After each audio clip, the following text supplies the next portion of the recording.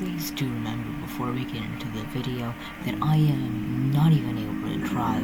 Therefore, most of the stuff I will be saying in this video is probably 85% wrong. Basically, what I'm saying is you're probably smarter than me, and I'm dumb. But based off of what my research is and my medium-sized brain says, this is what I've come up with as a video for next year and a half. But yeah, so if I say anything wrong, just kindly correct me in the comment. Let's get into the video without further ado. Alright, you read the title. You know what this video is about. We're gonna be talking about how Dakuda isn't really a shark and really shouldn't be able to swim. So if anything, you probably came from the short I made. But yeah, okay, so Dakuda Shouldn't came out in the 2024 Halloween trick-or-treat event. And you can see the skeleton of Dakuda. So while I go grab the materials I will be using to explain this stuff, here it comes up an image of a shark. Now, as you can see here, the tail, that's cartilage. The upper frontal pectoral fins, cartilage. Petric fin, I can't say that fin. All the fins, made of cartilage, right? All made of cartilage, right? So, here's what we're going to be talking about. So, Dakuda's Halloween skin came out, and here's what we have to talk about. The cartilage, so as you can see, I'm assuming that's where the pectoral fin would be, is on the arm. Bone, pure bone, no cartilage in sight. So obviously Dakuda would be a pretty good slap boxer. I'm kidding. Yeah. But same with the tail. Pure bone, no cartilage. It doesn't make sense. Dakuda should be able to swim with a pure bone tail. It's physically impossible for sharks to swim with a full bone tail. I'm a little sick, sorry if I sound bad. So there's no way Dakuda should be able to swim properly with that type of tail, pure bone. If anything, you're probably saying like, oh, what if this probably just shows cartilage with the bone? Well, you're wrong. That's wrong. I can prove this is wrong, as past Halloween skins don't show cartilage, as we will show here in a minute. All the fins, pure bone, no cartilage, and even his little neck scarf thing is like bone, even though I thought they were just excess skin. Anyways, here we go. Dusky, example 1. Dusky, based off the cat, should have cartilage in its ears. Is there cartilage? No. There's no cartilage there. And there should be cartilage in cat's ears. You can even go further. Ikazune. Again, no cartilage in those ears. None at all.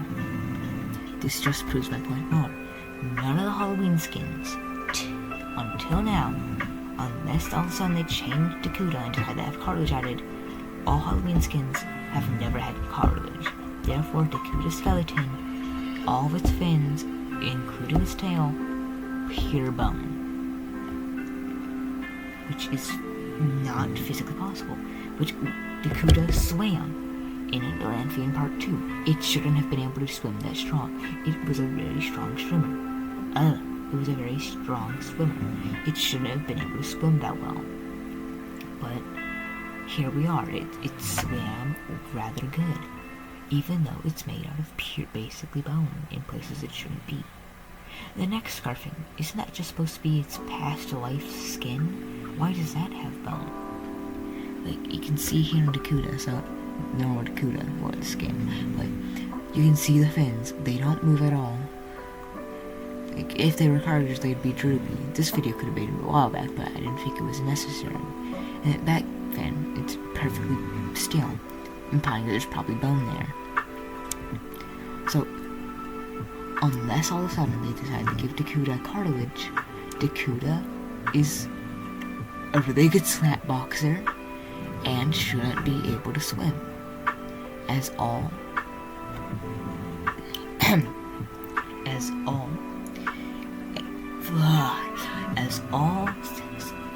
skeletons that have came before it have never had cartilage, which is weird to think about. Even though Ikazune and Duskit have tails, I have done my research on this part. I'm pretty sure they have when they die. We can go further by showing the two other skeletons, which include Oculus. I didn't include Oculus because it wasn't really important. I mean, it's just, there's no cartilage, it doesn't have ears, there's really no point here. But Cephalops. This is a big case. Cephalops, no cartilage.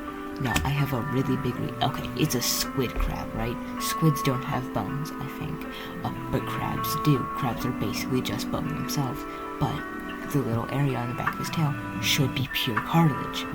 If it wasn't cartilage, it'd just be very floppy skin or very tough skin for no reason. So in theory, that skin should just be falling down like a little skin sack. But no, it stays up perfectly fine, as if there was a bone or cartilage in it. Going up here to where I keep my normal cephalops, you can see here on the tail, little white area where bone should be, but there isn't. But it's the color of all the other bones that protrude out of its body, implying it's cartilage. So, yeah, I could prove this more. The claws on its fin, on its little crab claws, bone. But when you go back there, on the skeleton model, it's just thing, just not there. So it's gotta be cartilage bones, which really doesn't make sense, but whatever. So, what do we take away from this? Dakuda shouldn't be able to swim. It's physically possible, because no other Halloween mutants before it have ever been able to swim. Or have never had cartilage. Sorry, I'm tired and I'm sick, but I wanted to get this video out for y'all. Dakuda shouldn't be able to swim, so unless school taught me wrong, and I showed an image. Sharks' tails include cartilage, and sharks' fins include cartilage, which doesn't show up in skeletons. Well, because human x-rays, for example, nose, cartilage, does that show up when we die? No. Ears, cartilage, does that show up when we die? No. So, the main takeaway is either this was a design flaw and I'm overreacting, or Dakuda is a really good slap boxer and shouldn't be able to swim. But thanks for watching, I guess, and I'll see you in the next video or next live stream. That's all. Have a lucky day, and I'll see y'all next time. Bye.